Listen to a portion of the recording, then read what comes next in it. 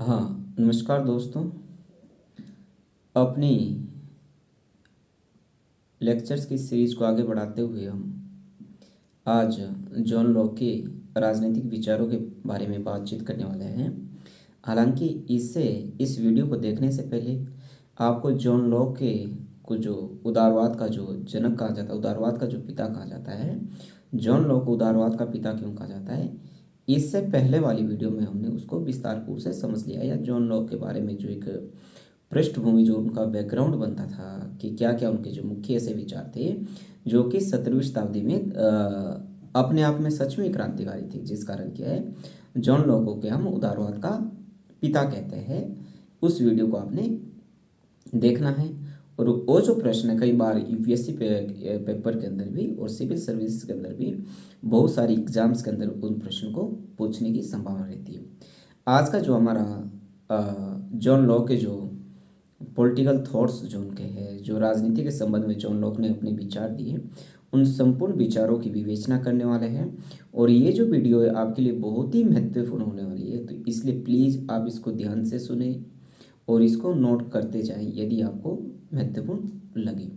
क्योंकि बहुत सारी जो प्रश्न है यूजीसी नेट सेट के अंदर हो, यूपीएससी के अंदर हो, या पब्लिक सर्विस कमीशन का पेपर हो, या कॉलेज कैडर का पेपर हो, या पीजीटी का जो पेपर हो, जॉन लॉक से जो बहुत सारे जो प्रश्न पूछने की जो संभावना लगातार बहुत रहती है और लगातार इससे जो प्रश्न है वो पूछते रहे।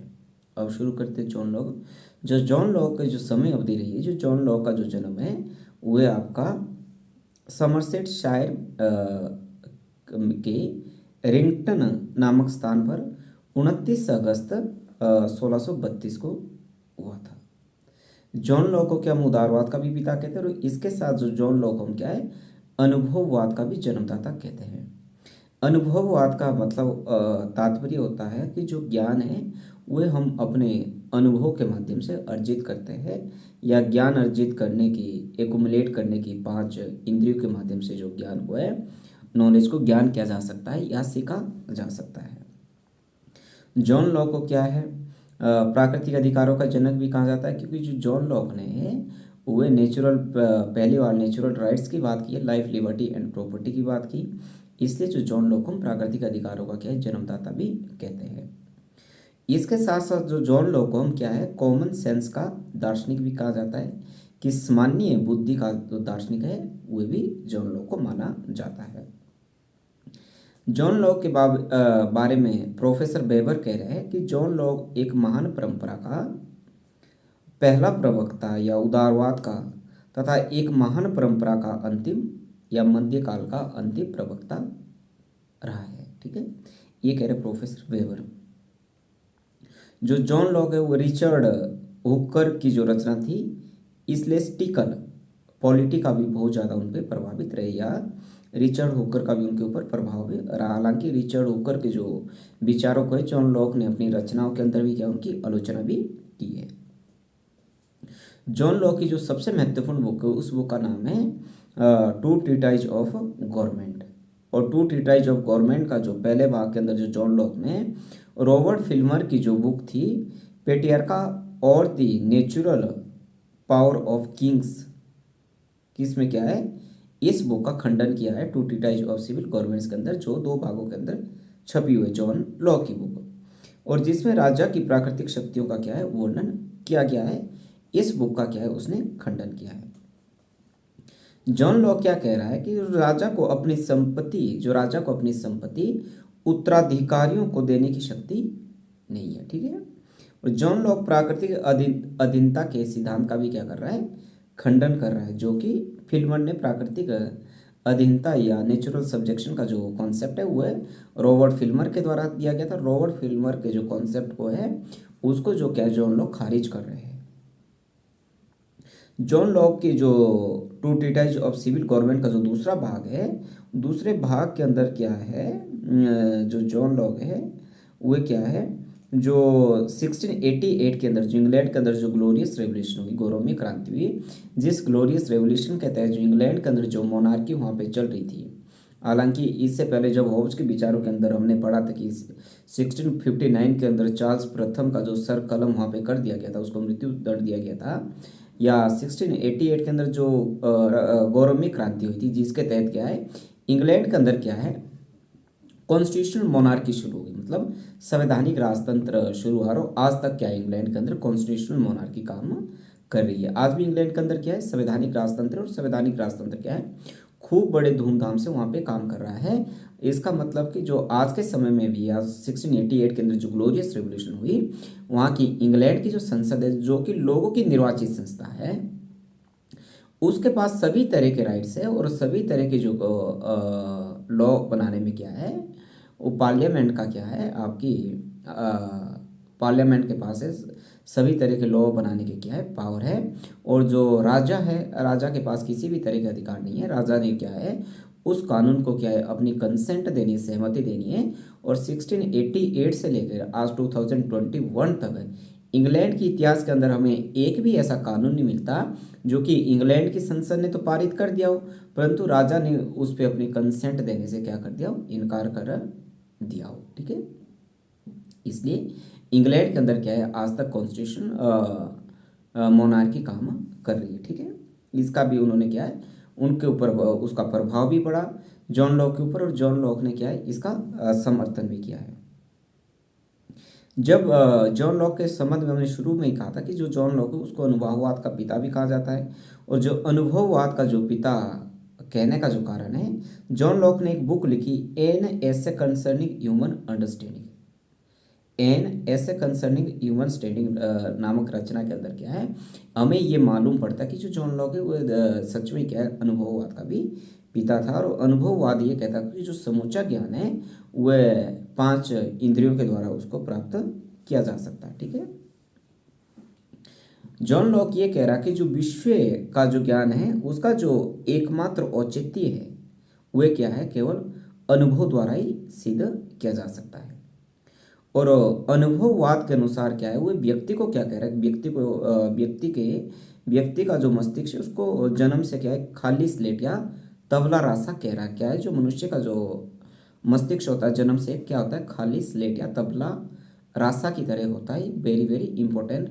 ये जो सारे के जो प्रश्न है, कईयों बार जो प्रीवियस क्वेश्चन पेपर्स के अंदर है, आप उसको उठा के देख लें तो ये सारे के सारे जो प्रश्न है कहीं ना कहीं जॉन लॉक से पूछे गए हैं। इसलिए मैंने अपनी वीडियो के शुरू के अंदर कहा था कि आपने इस वीडियो को क्या बहुत ध्यान से सुनना है और इम्पोर्टेंट फैक्ट्स को आपने नोट डाउन कर लेना है। अनुभववाद क्या है, ये बुद्धिवाद का भी विरोधी विचार है। अनुभववाद क्या है, अपने आप में बुद्धिवाद का भी क्या है, एक विरोधी विचार है।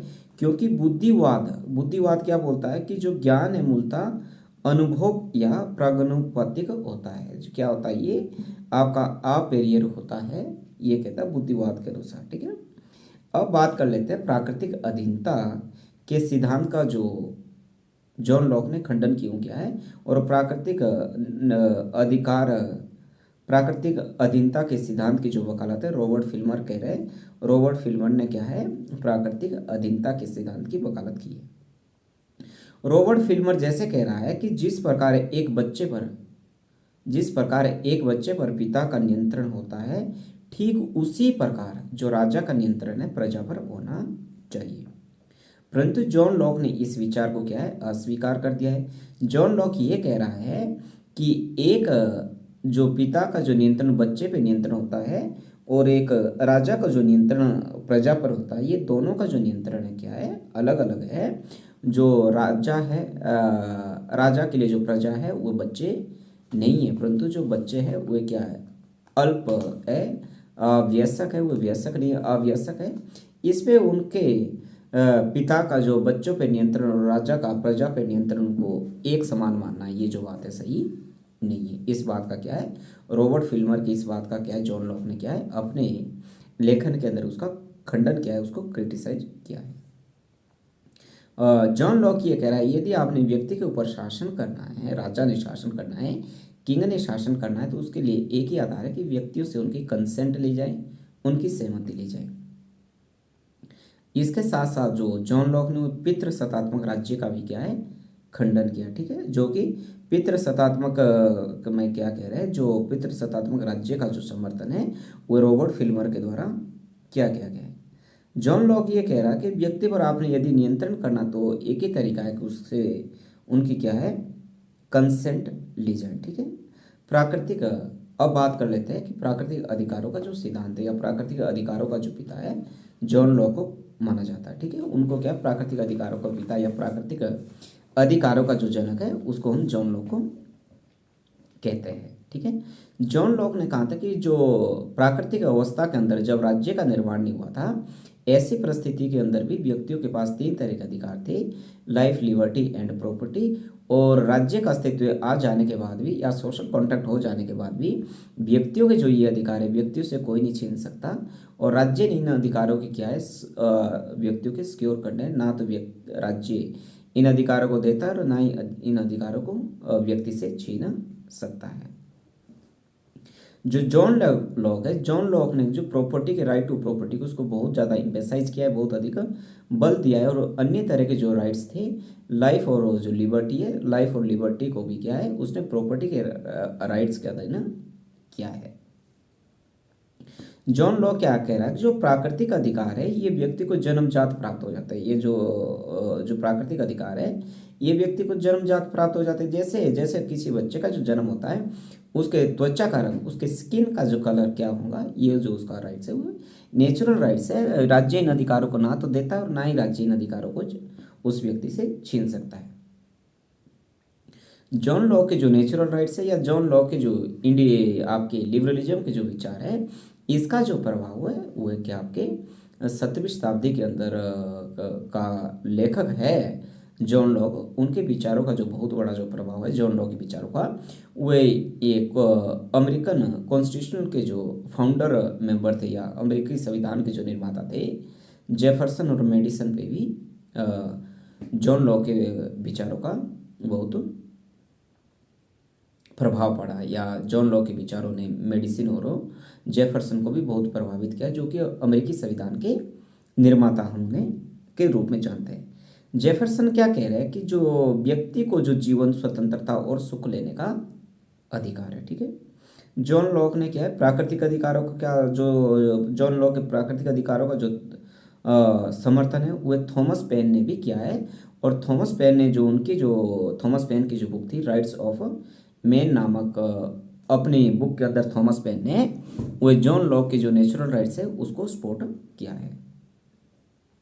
जॉन लॉक ये कह रहा है कि जो नेचुरल राइट्स है व्यक्ति से उसको कभी छीना नहीं जा सकता, बल्कि राज्य ने उन राइट्स को क्या है सिक्योर करना है, ये मानना है जॉन लॉ का।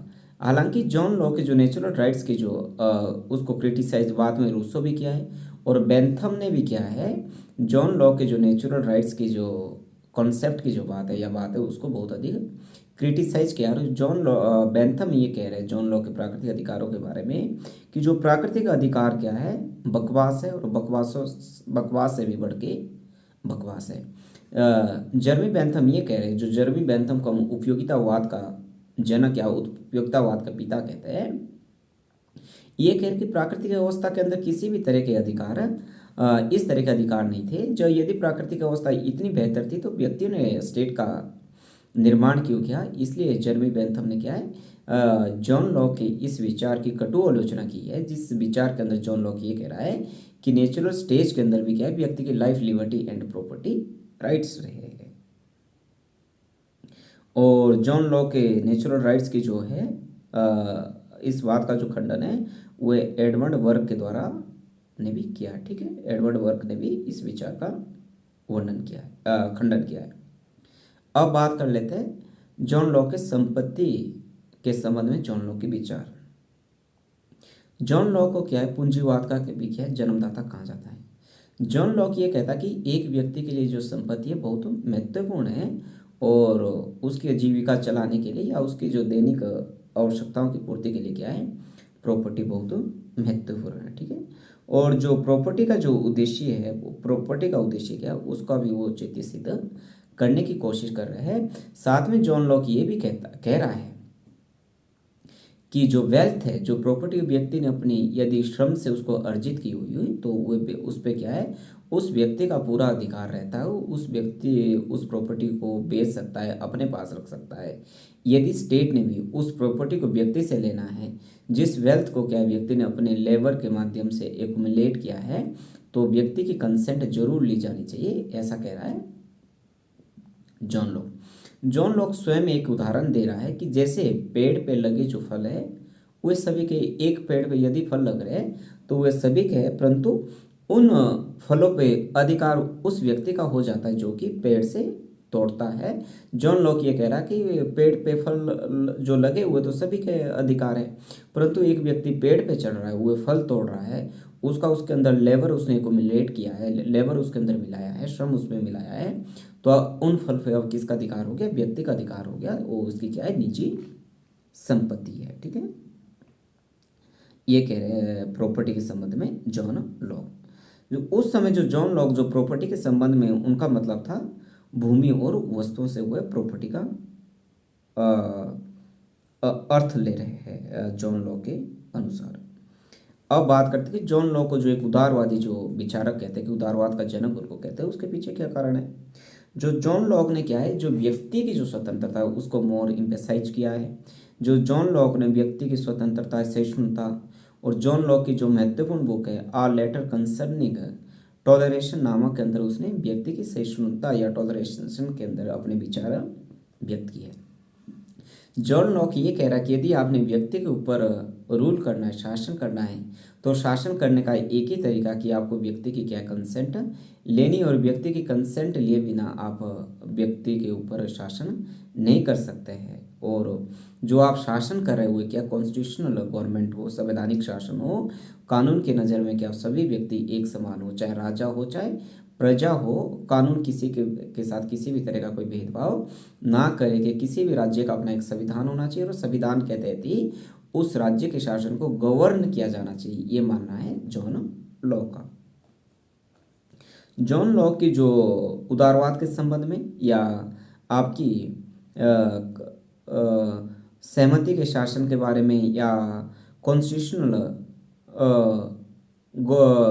शासन के बारे में जो इस बात का जो जिक्र उन्होंने अपनी बुक के अंदर the calculus of consent logical foundation of constitutional democracy के अंदर किया है, जो कि डेमोक्रेसी के अंदर किया है। ये जो बुक है जेम्स एम बुकानन द्वारा 1962 के अंदर लिखी गई है। और जेम्स एम बुकानन की जो ये बुक है, इस बुक के अंदर क्या उन्होंने जॉन लॉक को क्या है उदारवाद विचार घोषित किया है, कि जॉन लॉक के जो उदारवाद विचार थे उसके बारे में बात करते हैं। अब जो इनका महत्वपूर्ण सिद्धांत है जिस बारे में हॉब्स, लॉक और रूसो को याद किया जाता है, सामाजिक समझौते के सिद्धांत के बारे में। सामाजिक समझौते के सिद्धांत के बारे में जो हॉब्स के विचारों के अंदर के हमने, हालांकि इससे पहले के की वीडियो जो हॉब्स के बारे में जिसमें हमने हॉब्स के संपूर्ण राजनीतिक विचारों की विवेचना की है, उस वीडियो को भी आपको जरूर देख लेना चाहिए, तभी आप इस वीडियो को भी क्या है और आसानी से समझ पाएंगे। सामाजिक समझौते के माध्यम से जो जॉन लॉक क्या कह रहे हैं कि जो व्यक्ति जो आपका जो राज्य का उदय हुआ है या राज्य की उत्पत्ति हुई है, ये कोई दिव्य शक्ति की वजह से नहीं हुई, बल्कि व्यक्ति ने अपने विवेक के माध्यम से की है। और राज्य अस्तित्व में ना आने से पहले क्या है, व्यक्ति क्या है नेचुरल स्टेज के अंदर रहता था, प्राकृतिक अवस्था के अंदर रहता था, और जो प्राकृतिक अवस्था बहुत बुरी नहीं थी, ये मानना है जॉन लॉक। हालांकि जो हॉब्स जॉन लॉक के जो आइडियाज है या जो थॉट्स है, ये हॉब्स के थॉट से क्या है डिफर जरूर करते हैं, परंतु जॉन लॉक ये कह रहे हैं नेचुरल स्टेज के अंदर भी क्या है बहुत गंदी स्टेज नहीं कहते, वो बहुत गलत अवस्था नहीं थी, बल्कि प्राकृतिक अवस्थाओं के अंदर क्या कुछ कठिनाई जरूर थी।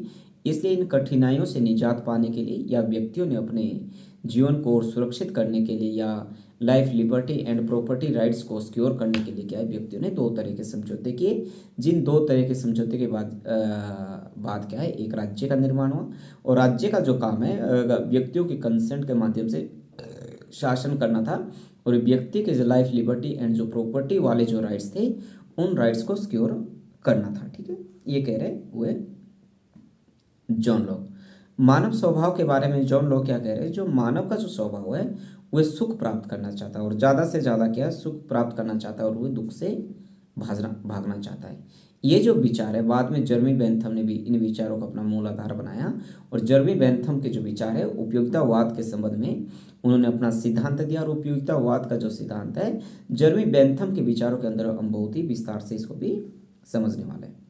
इसके साथ साथ मानव स्वभाव के बारे में जॉन लॉक ये कह रहे हैं कि जो व्यक्ति का जो स्वभाव होता है एक नेक है एवं अच्छा है। वो व्यक्ति के स्वभाव को क्या है, अच्छा स्वभाव होने की बात कर रहे हैं। साथ में वो ये भी कह रहे हैं कि व्यक्ति को जन्म से ही क्या है, प्राकृतिक अधिकार मिल जाता है। प्राकृतिक अधिकारों में जो सबसे महत्वपूर्ण वो रख रहे हैं वो राइट टू प्रॉपर्टी की बात कर रहे हैं और लाइफ और सिक्योरिटी को भी ये राइट टू प्रॉपर्टी के अधीन ही कह रहे हैं। जो प्राकृतिक अवस्था राज्य से पहले की जो अवस्था थी, प्राकृतिक नेचुरल जो स्टेज थी, प्राकृतिक अवस्था के बारे में जो जॉन लॉक ने जो अपने विचार है वो essays on the law of nature के अंदर दिए हैं। और जॉन लॉक क्या कह रहे हैं कि जो प्राकृतिक अवस्था एवं युद्ध की जो अवस्था उसके अंदर अंतर है।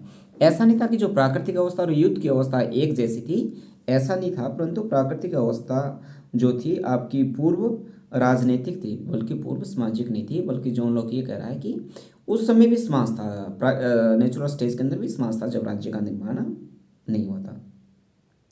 प्राकृतिक अवस्था में जो परस्पर सहयोग था और सहयोग की जो अवस्था, परस्पर सहयोग था, शांति की अवस्था उस समय भी थी। और जो प्राकृतिक राज्य का आने से पहले जो उस समय का जो समाज है वो प्राकृतिक नियमों के तहत उसको चलाया जाता था। और उस समय क्या है, लोगों पे जो शासन है प्राकृतिक विधि के द्वारा किया जाता था। ठीक है, और अब है जॉन लॉक के विधि और स्वतंत्रता के मध्य उनका संबंध। ठीक है, जॉन लॉक ये कह रहा है कि हम उदारवाद के बारे में कहते हैं कि आपने यदि व्यक्ति के ऊपर शासन करना है तो व्यक्ति के ऊपर शासन आप एक ही तरीके से कर सकते हैं यदि आपने व्यक्ति की क्या है, सहमति लेनी है, कंसेंट लेनी है। और साथ में जॉन लॉक ये भी कह रहा है कि विधि की स्वतंत्रता का संरक्षण, जॉन लॉक कह रहे हैं विधि स्वतंत्रता का संरक्षण नहीं करती बल्कि उसमें क्या है, वृद्धि करती है। जॉन लॉक साथ में ये भी कह रहे हैं कि जहाँ विधि समाप्त होती है वहाँ क्या निरंकुशता आरंभ हो जाती है। ठीक है, प्राकृतिक अवस्था के अंदर जो प्राकृतिक नियम थे उसके बारे में जॉन लॉक ये कह रहा है कि जो प्राकृतिक अवस्था के अंदर जो प्राकृतिक नियम का जो अभिप्राय ये था कि मध्यकालीन ईश्वरीय सार्वभौमिकता क्या उसमें वो विधि थी। सिसरो क्या कह रहे हैं, जो सिसरो के विचार इससे पहले वाली वीडियो में हमने डिस्कस कर लिया है। सिसरो के बारे में उनके संपूर्ण विचार जानने के लिए आप मेरी वीडियो सिसरो वाली भी जरूर देख लें। सिसरो क्या कह रहा है कि जो प्राकृतिक विधि का जो अभिप्राय था ईश्वर द्वारा निर्मित नियमों से समुचित दृष्टि का क्या है, संचालन करना था। ठीक है, लॉक के सामाजिक समझौते का जो मूल कारण था कि जो सामाजिक समझौता किया व्यक्तियों ने कि जिसके तहत क्या है एक राज्य का निर्माण हुआ, वे कह रहे कि जो सामाजिक समझौता करने का मूल उद्देश्य ये था कि जो प्राकृतिक अवस्था के अंदर कुछ कठिनाई होती है और उन कठिनाइयों से निजात पाने के लिए क्या व्यक्तियों ने सामाजिक समझौता किया, सोशल कॉन्ट्रैक्ट किया। उसके पीछे क्या था, जो नेचुरल लॉ थे, जो प्राकृतिक कानून थे, वह प्राकृतिक कानून बहुत स्पष्ट नहीं थे और उन प्राकृतिक कानूनों की व्याख्या करने वाली हमारे पास कोई एक निश्चित संस्था नहीं थी या उस समय लोगों के लाइफ को रेगुलेट करने के लिए हमारे पास कोई सर्वोच्च संस्था नहीं थी। जिस कारण क्या है व्यक्तियों ने अपने विवेक के माध्यम से क्या है सामाजिक समझौता किया।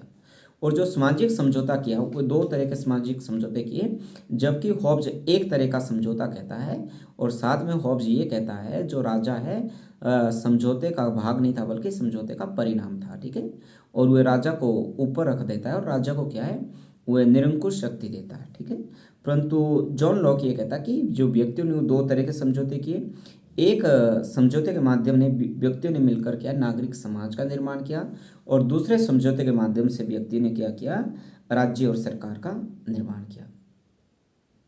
राज्य और सरकार का जब निर्माण हो गया, समाज का निर्माण हो गया, ऐसी परिस्थिति में जो व्यक्तियों ने राज्य को केवल दंड देने का अधिकार उनके पास सौंपा और बाकी सारे के सारे जो अधिकार है व्यक्तियों ने अपने पास रखे। और जो जॉन लॉक है राज्य और सरकार के लिए कॉमनवेल्थ शब्द का भी प्रयोग कर रहा है, वेरी इंपॉर्टेंट। ठीक है, जॉन लॉक ने क्या है राज्य, नागरिक समाज या समुदाय में भी कोई अंतर नहीं किया। ठीक है, साथ में ये भी कह रहा है जॉन लॉक कि प्राकृतिक समझौते के बाद भी जो व्यक्ति के जो प्राकृतिक अधिकार है वो व्यक्ति के पास से सुरक्षित रहेंगे, और राज्य ने भी क्या है इन अधिकारों को सिक्योर करना है। ठीक है, ये कह रहे जॉन लॉक। जॉन लॉक ने जो सरकार को है सीमित करने के लिए जॉन लॉक ने सरकार को भी क्या है एक लिमिटेड गवर्नमेंट हो उसको सरकार को सीमित करने के लिए सरकार के क्या है 3 अंगों में सरकार का विभाजन किया है। विधायिका जिसका काम कानूनों का निर्माण करना होगा, फिर कार्यपालिका, और तीसरा उन्होंने संधि निर्मात्री शक्ति रखा, उसका नाम संधि निर्मात्री शक्ति रखा है। और जो जॉन लॉक ने राज्य को क्या है जो राज्य को सीमित करने के लिए लॉक ने प्रभुसत्ता शब्द का प्रयोग कहीं नहीं किया। ठीक है, जॉन लॉक ने क्या है राज्य को सीमित करने के लिए प्रभुसत्ता शब्द का प्रयोग कहीं नहीं किया, बल्कि प्रभुसत्ता शब्द के स्थान पर उन्होंने क्या है ऑल सुप्रीम पावर का प्रयोग किया। ठीक है, ऑल सुप्रीम पावर का प्रयोग किया है। जॉन लॉक के जो सामाजिक समझौते की जो विशेषताएं थी, सामाजिक समझौते में जो सामाजिक समझौता था ये पूर्व राजनीतिक था बल्कि पूर्व सामाजिक नहीं था। समझौते में व्यक्तियों ने जो सारे अधिकार हुए राजा को नहीं सौंपे थे, बल्कि राजा को एक अधिकार सौंपा था दंड देने का अधिकार। यदि सामाजिक समझौते के बाद राज्य का निर्माण हो जाने के बाद किंग बन जाने के बाद यदि कोई व्यक्ति समाज की या राज्य की लॉ एंड ऑर्डर को डिस्टर्बेंस करने की कोशिश करे तो ऐसे व्यक्ति को दंडित करने की जो शक्ति है वो राजा या किंग के पास होनी चाहिए, आपके किसी भी संस्था के या राज्य सरकार के पास होनी चाहिए। ठीक है, और जॉन लॉक ये कह रहा है कि व्यक्तियों ने समझौते के द्वारा अपनी जो शक्ति है वह बहुमत समुदाय को प्रदान कर दी है। ठीक है, जॉन लॉक के अब बात कर लेते हैं जॉन लॉक के क्रांति के संबंध में विचार, या जॉन लॉक को क्रांति का विचार देने वाला विचारक भी कहा जाता है। ये हमने पहले कहा गया था कि जॉन लॉक के समय इंग्लैंड के अंदर क्या है ग्लोरियस रेवोल्यूशन हुई थी, गौरवमयी क्रांति हुई थी, जिस ग्लोरियस रेवोल्यूशन के तहत क्या है इंग्लैंड के अंदर क्या है मोनार्की की जगह कॉन्स्टिट्यूशनल मोनार्की स्थापित हुई हो गई थी। और आज तक इंग्लैंड के अंदर जो मोनार्की है कॉन्स्टिट्यूशनल मोनार्की बड़े ही धूमधाम से काम कर रही है और बहुत अच्छे से इंग्लैंड का जो शासन है वो वहाँ पे चल रहा है। और जॉन लॉक के जो विचारों का जो प्रभाव है अमेरिकी संविधान निर्माता मेडिसिन और जेफरसन पे भी काफ़ी पड़ा है। और लॉक के जो क्रांति के संबंध में जो उनके विचार है, जॉन लॉक ये कह रहा है यदि जो राज्य है राज्य सीमित शासन के द्वारा या लोगों की कंसेंट लिए बिना शासन कर रहा है तो ऐसी परिस्थिति में लोगों के पास ये राइट्स रहता है कि वे उस राज्य के खिलाफ एक क्रांति कर दें। यदि जो राज्य है वो व्यक्ति के नेचुरल राइट्स को प्रोटेक्ट नहीं कर पा रहा है तो ऐसी परिस्थिति में भी क्या है व्यक्तियों के पास ये अधिकार रहता है कि वह व्यक्तियों के उस राज्य के खिलाफ एक क्रांति कर दें। यदि जो राज्य शासन कर रहा है वो विधि के अनुसार नहीं कर रहा है बल्कि निरंकुश रूप से शासन कर रहा है तो ऐसी परिस्थिति में भी व्यक्तियों के पास ये अधिकार रहता है कि वो राज्य के खिलाफ क्या है रिवोल्ट कर सकते हैं। ठीक है, फिर जॉन लॉक ये कह रहा है कि जब राजा या विधायिका नागरिकों को किसी विदेशी शक्ति के हवाले कर दें, ठीक है, उसकी रक्षा नहीं कर पाए तो ऐसी परिस्थिति में लोगों के पास क्या है उस राज्य के खिलाफ क्या है रिवोल्ट करने का अधिकार रहता है। ठीक है, ये कह रहे हैं जॉन लॉक। जॉन लॉक ये कह रहा है यदि सर्वोच्च कार्यकारी अधिकारी विधि की अवहेलना करता है, यदि कोई सर्वोच्च कार्यकारी अधिकारी है वह भी विधि की अवहेलना कर रहा है विधि का पालन नहीं कर रहा है तो ऐसे परिस्थिति में भी लोगों के पास क्या है उस राज्य के खिलाफ रिवोल्ट करने का अधिकार रहता है। जो जॉन लॉक ने क्या है ये कह रहे कि जो क्रांति के माध्यम से सरकार को हटाया जाएगा ना कि राज्य को हटाया जाएगा, वह उसके बावजूद भी क्रांति के बावजूद भी क्या राज्य बना रहेगा। और राज्य के लिए जो जॉन लॉक शब्द यूज कर रहे हैं कॉमनवेल्थ शब्द का वह प्रयोग कर रहे हैं। ठीक है, और जो जॉन लॉक ने जो सरकार को है वह ट्रस्ट या limited company limited liability company के रूप में क्या उसको संबोधित किया है। जॉन लॉक ने क्या है क्रांति के स्थान पर स्वर्ग से प्रार्थना शब्द का प्रयोग किया है, अपील टू हेवन शब्द का भी प्रयोग किया है। जॉन लॉक अब राज्य के कार्यों के संबंध में क्या कह रहे हैं कि जो राज्य का जो कार्य है वह राज्य ने नेगेटिव फंक्शंस करने हैं, जो राज्य ने क्या पुलिस फंक्शंस करने हैं, अपने राज्य के जो नागरिकों की जो रक्षा है बाहरी आक्रमणों से करनी है। अपने राज्यों के अंदर क्या लॉ एंड ऑर्डर को मेंटेन करना है। राज्य ने क्या है इकोनॉमिक फील्ड के अंदर लेजी फेयर्स की पॉलिसी अपनानी है। आर्थिक क्षेत्र में उसने हस्तक्षेप की नीति अपनानी है। ये कह रहा है राज्य के कार्यों के बारे में जॉन लॉक। ठीक है, जो राज्य होगा वो रात्रि प्रहरी राज्य होगा। ठीक है, बाकी क्या है उसने क्या है समझौते को क्या है बनाए रखना है और पितृ सत्तात्मक सत्ता का क्या हुआ है अभाव की बात करता है। लॉ की यदि शासन प्रणाली की बात करें, लोक शासन प्रणाली का एक ही आधार बताता है कि व्यक्तियों से उनकी कंसेंट लेना, व्यक्ति से उनका सहमति लेना, और जो शासन होगा वह सीमित शासन किया जाएगा। जो जॉन लॉक था वह राजतंत्र का क्या है विरोधी था, परंतु संवैधानिक राजतंत्र का वह समर्थक था। ठीक है, क्योंकि इंग्लैंड के अंदर था और इंग्लैंड के अंदर अभी तक भी कॉन्स्टिट्यूशन जो मोनार्की है बहुत अच्छे से चल रही है। जॉन लॉक ने जो प्रतिनिधि शासन में सबके लिए क्या है प्रतिनिधित्व नहीं मिलता, ये भी जॉन लॉक कह रहे हैं। जॉन लॉक ने क्या लोकतंत्र एवं एक साधन तथा उदारवाद क्या है लोकतंत्र अपने आप में एक साधन है और जबकि उदारवाद क्या है अपने आप में एक साध्य है, जिस कारण क्या है जॉन लॉक को क्या हम उदारवाद का जो जनक भी कहते हैं। ठीक है, उदारवाद का जो जनक कहते हैं। जॉन लॉक के जो विचारों के अंदर क्या है हमें व्यक्तिवाद के जो विचार है वे भी देखने को मिलते हैं। ठीक है, क्योंकि जो जॉन लॉक ने वो व्यक्ति को बहुत अधिक महत्व दिया है, इसलिए हमें क्या है जॉन लॉक ये कह रहा है कि जो व्यक्ति की जो स्वतंत्रता है, व्यक्ति की स्वतंत्रता के अंदर क्या हमें उसके सुख को बढ़ाने वाली जो सारी परिस्थितियां हैं उनको ध्यान में रखना जरूरी है। जॉन लॉ को क्या पूंजीवादी विचारक भी कहा जाता है। जॉन लॉ को जो पूंजीवाद विचारक है वह सीवी मैकफरसन ने कहा है। सीवी मैकफरसन ने जो अपनी बुक है the political theory of possessive individualism के अंदर जो 1962 के अंदर कहा है, उसके अंदर उन्होंने हॉब्स लॉ को क्या है स्वत्व मूलक क्या है व्यक्तिवादी कहा, स्वत्व मूलक व्यक्तिवादी कहा है। सीवी मैकफरसन ने जॉन लॉ को पूंजीवाद का जन्मदाता या पूंजीवाद का पिता भी कहा है। सीवी मैकफरसन ने लॉ के बारे में यह कहा कि जो लॉ के राज्य का जो मुख्य उद्देश्य है वह उसकी संपत्ति की रक्षा करना है। मैकफरसन ने लॉ के बारे में यह भी कहा कि जो लॉ ने क्या है संपत्तिशाली लोगों के अधिकारों को क्या है सुरक्षित किया है। ठीक है, ये जॉन लॉ के बारे में सीवी मैकफरसन कह रहे हैं। और जो जॉन लॉ के विचारों के अंदर हमें कई जगह इसके अंदर हमें कॉन्ट्राडिक्शंस भी विरोधाभास भी देखने को मिलता है। ठीक है, जैसे वो कह रहे कि जो जैसे वह विधायिका सर्वोच्च विधायिका की वो बात कर रहे हैं, परंतु सर्वोच्च विधायिका कौन होगी इसके बारे में कोई वो स्पष्ट बात नहीं कर रहे हैं। अब जॉन लॉ की जो महत्वपूर्ण जो रचना है उसकी एक बार फिर से हम आपको रिपीट करवा देते हैं कि जॉन लॉ की महत्वपूर्ण रचनाएं कौन कौन सी रही है। N essay concerning human understanding, ये 1687 के अंदर लिखा गया था। ठीक है, और दूसरा इसका जो भाग है 1690 के अंदर प्रकाशित हुआ था। लॉक ने फोर लेटर्स कंसर्निंग टॉलरेशन 1689 के अंदर लिखा, और दूसरा जो इसका भाग था आ लेटर कंसर्निंग टॉलरेशन, ये भी 1689 के अंदर 1619 के अंदर इसका प्रकाशन हुआ था। नेक्स्ट था द रीजनेबलनेस ऑफ क्रिश्चियनिटी। ठीक, क्रिश्चियनिटी था जो 1695 के अंदर पब्लिश हुई थी। इस बुक के अंदर जो जॉन लॉक ने ईसाई धर्म का तात्विक बचाव किया था। इस बुक के अंदर क्या उन्होंने ईसाई धर्म का तात्विक प्रयत्न बचाव किया था। और जो जॉन लॉक की सबसे महत्वपूर्ण बुक थी उसका नाम था टू ट्रीटाइज ऑफ गवर्नमेंट, जो 1689 के अंदर लिखी थी।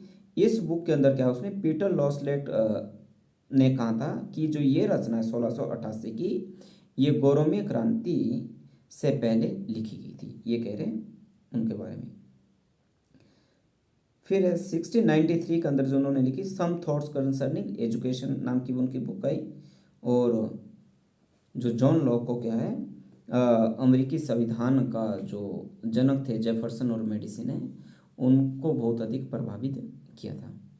ये थे जॉन लॉक के विचारों से संबंधित संपूर्ण विचार, जिसको हमने क्या है बहुत ही संक्षेप के अंदर बहुत ही आसान भाषा के अंदर क्या मैंने आपको बताने की कोशिश की। और उम्मीद करते कि जॉन लॉक के जो ये विचार और ये वीडियो है आपके परीक्षा के लिहाज से आपके लिए बहुत ही उपयोगी साबित होंगी। इसलिए यदि आपको इस वीडियो से फ़ायदा हुआ तो आपसे अपील है कि आप इस वीडियो को लाइक करें, शेयर करें और मेरे चैनल को सब्सक्राइब करें। चैनल का नाम वीरेंद्र एचपी के नाम से। इस चैनल को लाइक शेयर करो, सब्सक्राइब जरूर करें। Thank you so much.